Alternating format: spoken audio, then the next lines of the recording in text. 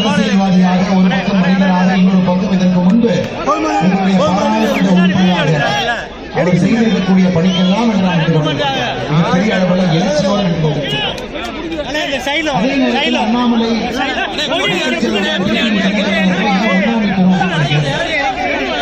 தமிழகத்தினுடைய அரசியல் மாறிக்கொண்டிருக்கிறது. 2026 ஆட்சி மாற்றத்திற்கான அரசியலும் 2024 பாராளுமன்றத்தில் பாரத பிரதமர் நரேந்திர மோடி அவர்கள் 400 பாராளுமன்ற உறுப்பினர்களை தாண்டி அமர வேண்டும். அதில் அம்மா மக்கள் முன்னேற்ற கழகத்தினுடைய 2 பாராளுமன்ற உறுப்பினர்கள் இருக்க வேண்டும். அதில் முதன்மையான பாராளுமன்ற உறுப்பினராக தேனியுடைய பொருளாளர் அண்ணன் டிடிவி 10 ஆண்டு காலமாக பாரத பிரதமர் நரேந்திர மோடியுடைய ஆட்சியை பார்த்திருக்கிறோம். அந்த ஆட்சியினுடைய சாட்சியாக நின்று கொண்டிருக்கின்றோம். 10 ஆண்டு காலமாக எப்படிப்பட்ட ஆட்சியை பிரதமர் கொடுத்திருக்கின்றார் என்று எல்லோருக்கும் தெரியும். விளம்பரமே தேவையில்லாத ஒரு ஆட்சி. ஸ்டாலின் ஐயா மாதிரி இல்லைங்க. 33 மாச ஆட்சியில் இருந்துகிட்டு விளம்பரமா போட்டு நான் வேலை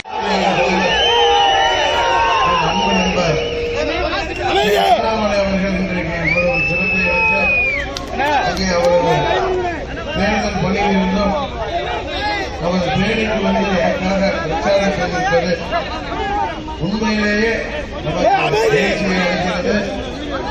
இந்த கூட்டணி வருங்காலத்தில் என்னென்றைக்கும் தொடர்ந்து அன்றைக்கு சொல்லி அதன் நீண்ட சொல்லியிருக்கிறீங்க.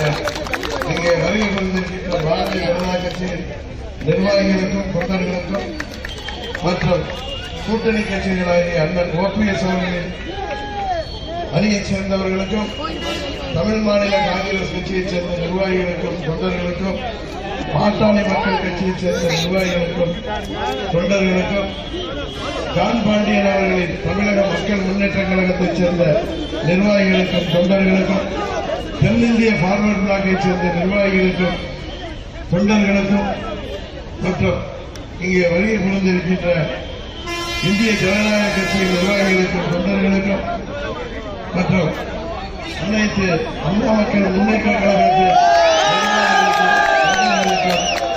பொதுமக்களுக்கும் பெரியவர்களுக்கும் தாய்மார்களுக்கும் எனது நன்றியை சொல்லி விடைபெறுகிறேன். நன்றி, வணக்கம்.